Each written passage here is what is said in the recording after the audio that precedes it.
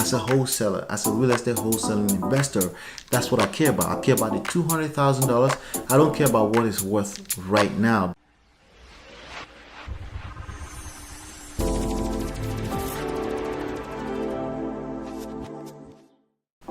Hey my friend, this is Ola coming to you live from my myEmpirePRO studios. My name is Ola, and we have a question here that came in. Let's dive in, let's talk about it. So the person say, hey, condo is worth $141,000. I have it under contract for $70,000. Is that a deal? Repair is $40,000. Is that a deal? Well, it really depends. To me, let me see. Let's do the math real quick. It's worth $141,000. So there's something missing with that information. Is it worth $141,000 with the condition it's in right now, right? Or after repair value? As real estate wholesalers, the number we're looking for is after repair value. Okay. So the house may be in a shattered condition, it's leaking in the basement, it's mold, needs windows, right? If that's the case, if the property is worth $141,000, what is it worth after we repair all of that? That's really the number we're looking for. But for the sake of simplicity, I'm going to assume, okay, I just wanted to point that out, that you need to know that information. However, let's just assume that the property is worth $141,000 after repair. It's a condo. It's probably about that, depends on what area you live in, of course. So he says, I have it under contract for $70,000. Is that a deal? I don't know that. But then he continues and says, repair is $40,000. Okay. So the way we do that math is actually very simple. Okay. So if again, we're going to assume that the property is worth $141,000 after repair, right? So $141,000 after repair, the way I like to do it is I multiply that, okay, by 65%, okay? I multiply that by 0.65, okay? And that gives me about $91,000, okay? Now, I always round my figures up or down. If I am in the buying position, okay, I round it down.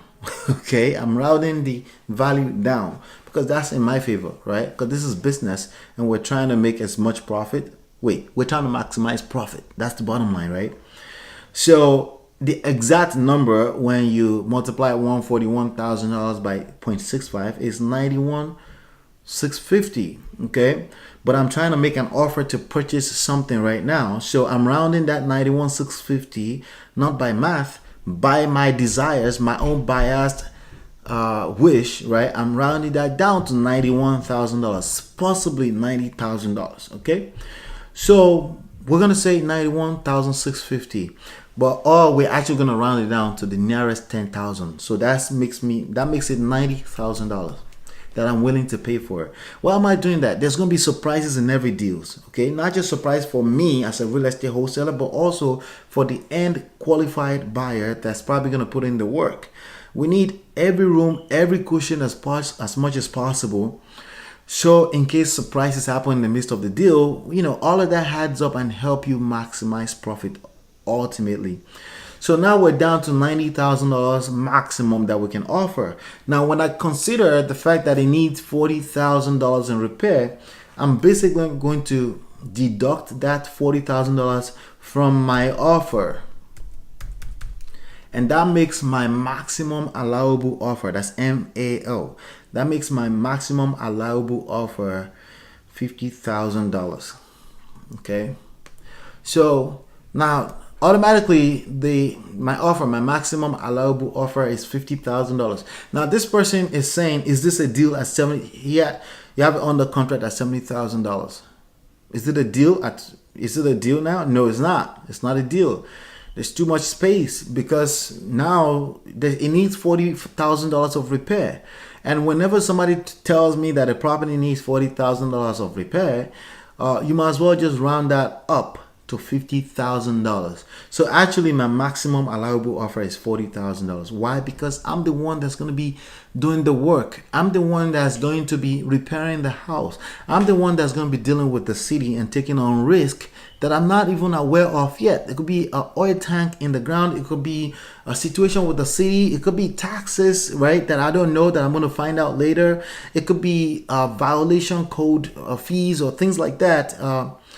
That's due on the property that I don't know. It could be situations with that particular location. When I come in there, I'll find out I need room. I'm the one with the liability. Once I acquire the property, I have the liability. Does that make sense? I know in most cases you've been taught that real estate is an asset.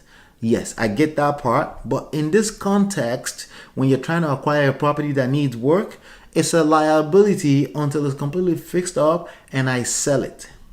In this particular context, okay? It's not a home I'm trying to live in. It's a property I'm trying to acquire so I can assign it to an investor so that an investor can become profitable too. Because if my investors are buying properties and they're not profitable after I flip a property to them, chances are they're not experienced enough, okay?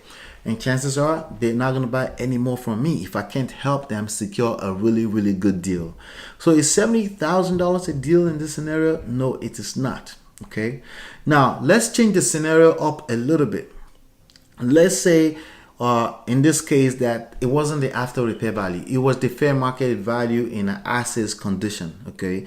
So let's say that property would be worth $200,000 if after it's repaired it's worth $200,000. That would be the number I care about as an investor, as a wholesaler, as a real estate wholesaling investor. That's what I care about. I care about the $200,000. I don't care about what it's worth right now, because the repair estimate kind of like takes care of that part, okay? I know how much I need to put in to repair it, so I don't need to worry about what it's worth right now. I need to worry about what it's worth after we're done repairing the property, okay? So let's assume that in this scenario is $200,000, right? So $200,000, right? $200,000, multiply that by 0.65 or 65% as we call it, right? So let's see here. I think that's 130.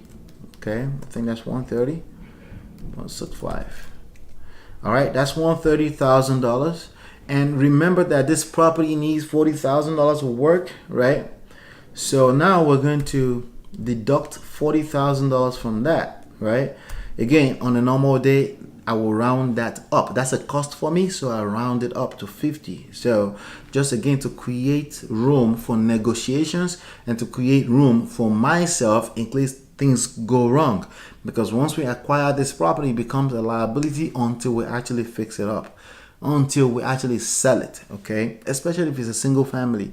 If it's multi-family property, it can still be an asset as we're going, because we can rent it out before we sell it. But this is a liability before we sell it, because there's holding cost. There's going to be holding cost, closing cost. All of those things are basically the reason why we need that 35% before we can offer. You know, that's the reason, because there's holding costs to hold on to the property. There's going to be taxes, there's going to be insurance that you have to pay for while you're fixing the property, right? So that's why we need the 35%. Some people say 70%. I like 35%, okay? Because you need a lot of room for negotiation. Plus, it's not too far off. If somebody needs more, you can go back and look at your numbers and say, maybe I'm willing to come up a little bit. Between that 65 and 70% is my negotiation room, basically, okay? Some people do 70% and then say, hey, I want to take out my $10,000 fee right now.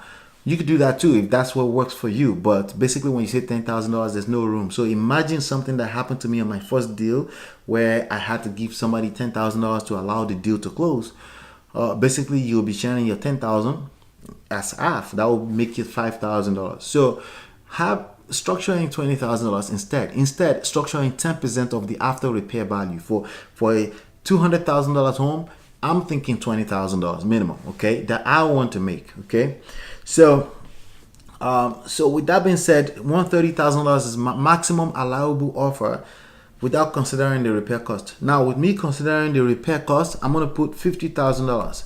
because this person told me $40,000. There's always surprises when you're doing rehabs. So I'm going to put $50,000. Okay, that makes my maximum allowable offer $80,000. So if you have it under contract for $70,000 and the after repair value is $200,000, then it's a deal. Then you should have no problem assigning that contract if you're a part of an awesome network where there are always people looking to pick up their next deal, right?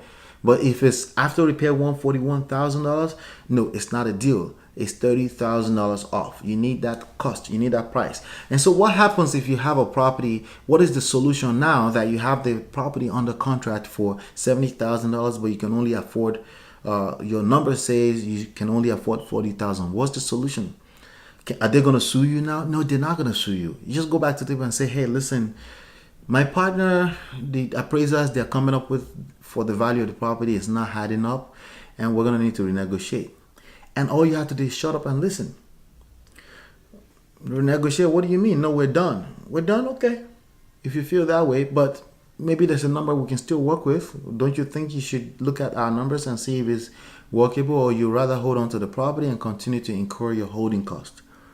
You shut up and you listen, okay, and let them do 70 to 80% of the talking. They will talk themselves into doing the deal if you just do that, okay? But it doesn't hurt to go back to the table and renegotiate. If they say, no, we're not going to do that, are they going to sue you? No, they won't. It's not worth their time either. They want to move on. Nobody has time to be walking around the courts and be trying to sue people, okay? You just move on to the next people in your pipeline. That's why you need to have a pipeline that's full, that's always attracting new people, and that's what I teach in Smart Real Estate Wholesaling. Make sure you go download it absolutely for free at smartrealestatewholesaling.com. If you want the paperback, the options is there. If you want audiobooks, the option is also there. And if you're brand new here, don't forget to click the red button as I release video virtually every day. This is stuff that you need to stay plugged in on, and make sure you click the bell right next to the red subscribe button to make sure you're notified every time I upload a new video. And hopefully you've been enlightened and educated, and I will see you on the next one, and peace.